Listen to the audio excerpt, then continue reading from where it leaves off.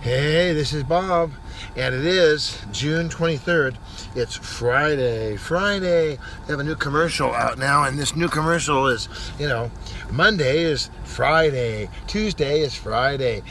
Every day is Friday. This 10 freeway, I don't know, it's very strange. Looks like it's all blocked up again. I was on here last night for at least an hour just in standstill traffic. There had been a car chase and somebody jumped out of the car and the 605 and the 10, and so I don't know, this is really discouraging trying to get down the road, but it gives us more time with Jesus. So today's word is what? And I get that a lot. People want to, what? People expect to be able to get somewhere and do something, and the what factor. What do you mean? What? And it's always, I always refer to that movie Fargo lately, and that movie was filled with whats. So it was filled with situations that were what?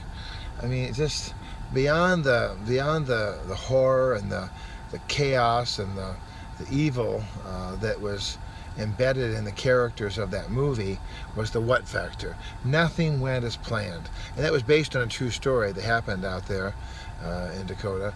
And basically the idea was that the fella was desperate for money. He came up with a cockamamie scheme about how he was going to have his wife kidnapped, and then his rich father-in-law would provide the money, and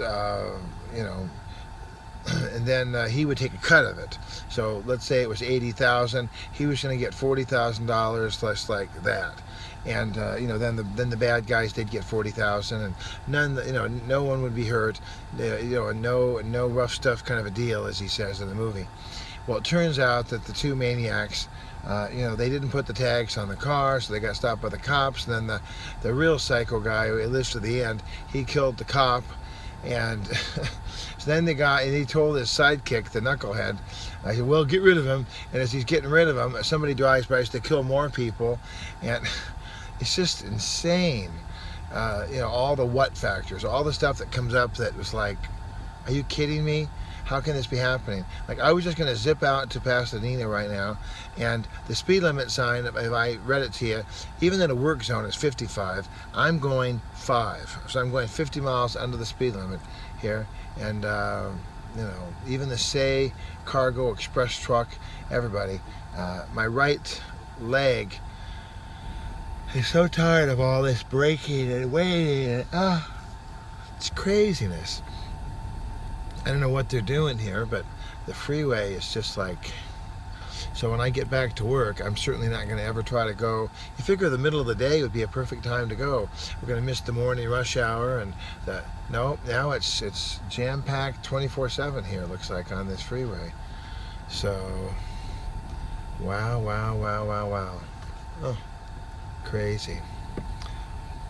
Well, God gives us the what factor as well. The Lord will allow us to be in situations where we go, what, God? What are you doing? What's going on, God? And I had the pleasure of having that maniacal camper at the Casa del Green, and in the end, I thought, aha, I got it. I know what I learned from all that, and I got a big blessing out of it. And everything that camper meant for evil turned out to be, for good. So it turned out to be for good. So that was amazing. And I didn't realize at the time. I just thought, remember the time I went over there to work on the house, and the fellow took my drill. I'm like, are you serious? You took my drill? And then he smiled. Well, wouldn't it be nice if you had a friend who could help you find things when they're missing? It's like, he was just taunting us, so we just kept our mouths shut, because I had, legal counsel that told me that you don't interact with the naughty redder or the naughty camper. Just ignore that person, because there's nothing you can do, and we had the authorities out there over and over again.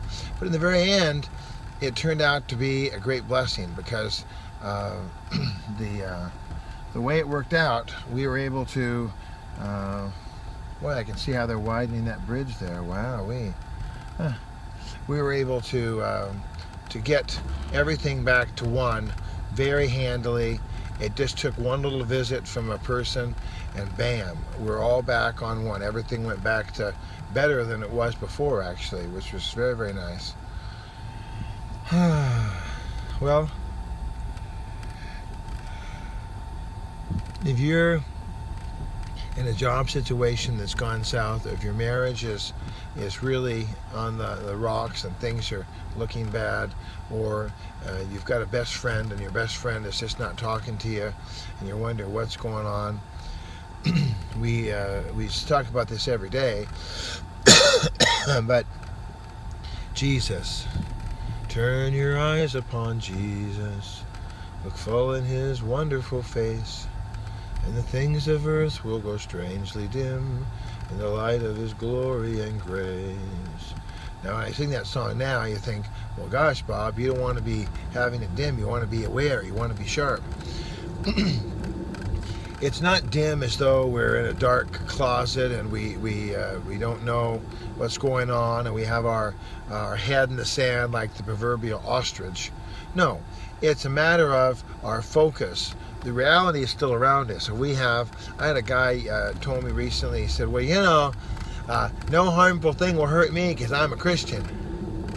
Yeah, I'm like, right. You know, you're praying, you got your rosary beads on, you got a cross, you just gave $50 to the homeless, and then you jump off a building, and God is supposed to somehow protect you from stubbing your toe. You know, I mean, you can't just tempt God and just go out there and, well, I'm going to throw a hammer down on my left hand and God's going to protect me. No, he's not going to protect you against reality. I mean, he set the laws of gravity and force and motion in place, and the Lord did all that. So all those things are in place. It's not like they are not in place. They are absolutely in place, and they're in play. And so if I gas my car and run real fast forward, I'm going to hit the car in front of me, and then I'll be responsible for a tailgating incident. That will be inappropriate.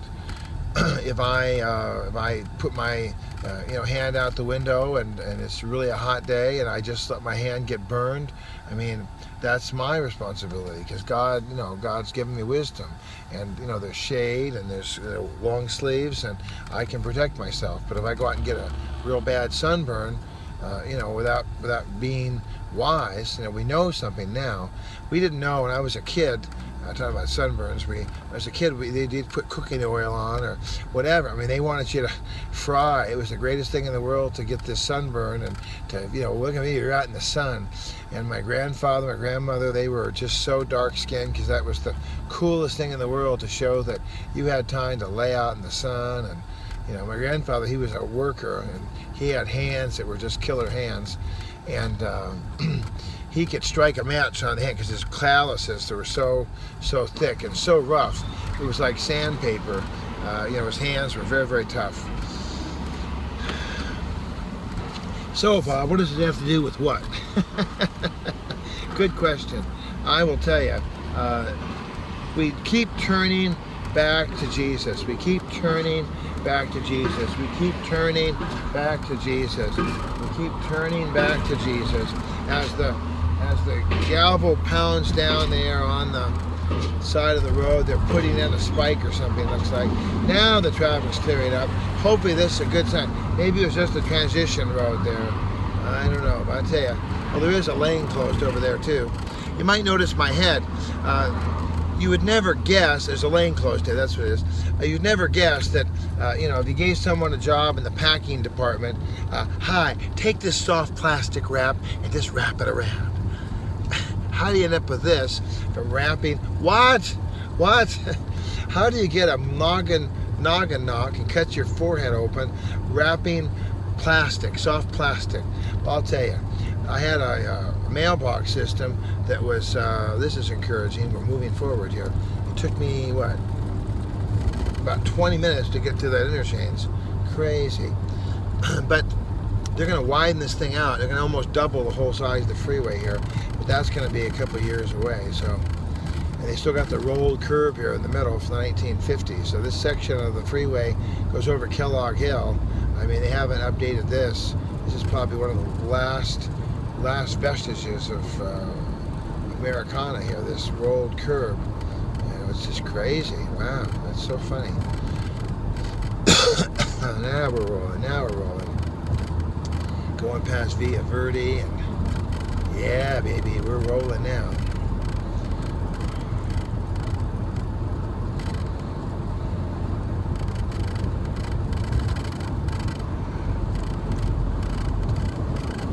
And I can see the red lights up ahead too, so we're kind of rolling and then slowing here. So, keeping our eyes on Jesus, it means that we do not obsess or focus obsessively on the problem. Right now, I'm moving out of the Costa del Green, and I do not have, apparently, the space to move all of my stuff into the new studio out in Pomona. I just don't see the space. I don't see it. I'm blind. I can't, you know, I cannot see how it's going to fit. You know, I'm looking at my driveway out there in Pasadena, and I'm packing it with stuff, and I'm getting off shelves, and I'm unloading, and I'm packing, and I don't see how on this earth I'm ever going to get all the stuff that I have out of Pasadena and into Pomona. I have a family member who works for Public Storage, apparently.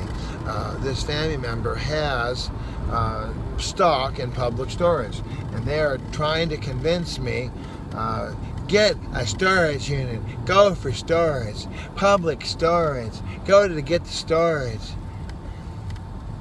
And I'm like, there's no way, no how I'm going to get what? I'm not going to pay for Public Storage. That's insane.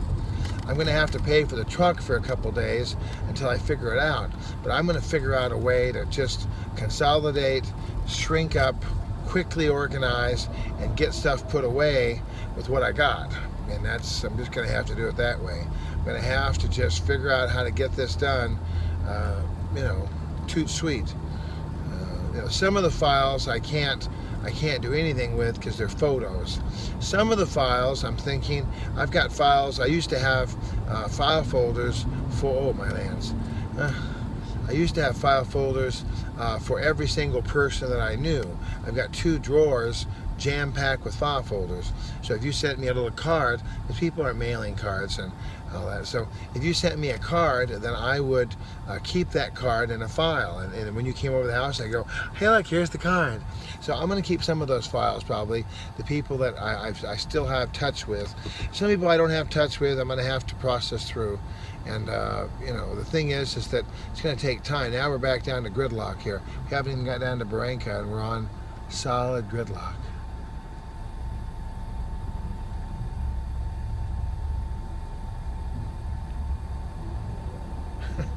What? This is craziness. Here comes the motorcycle. Mr. Las Vegas guy. Yep, we're trying to stay out of the way of him. Oh. You know who is the Alpha and the Omega? Who is the Alpha and Omega? You know what is our God. So if we have a what factor, oh, I'm out of time. Oh, my lands. We're going to have to go for, this is a big time for double headers, isn't it? The double header. We're going to go for another segment here. If you want to reach me, give me a call. We'll have a conversation. 213-713-8954. 8954green at att.net. On the Twitter, it's Mr. Bob at BobBob8954. Of course, you're watching Bob's Daily Devo, where I'm just processing with you about God. Alrighty. I heard a guy last night tell me, he said, hey, you know, you can't pray to God unless you just say these certain words. I'm like, what? No, that's not true. You know, the Lord wants us to talk to Him. Yes, the Lord's Prayer is very important, but that's not the only prayer you can pray. You think the Lord just kept reciting one prayer all the time? No. He talked to His Father. So we'll talk about that more in just a minute. See you in a few. Bye.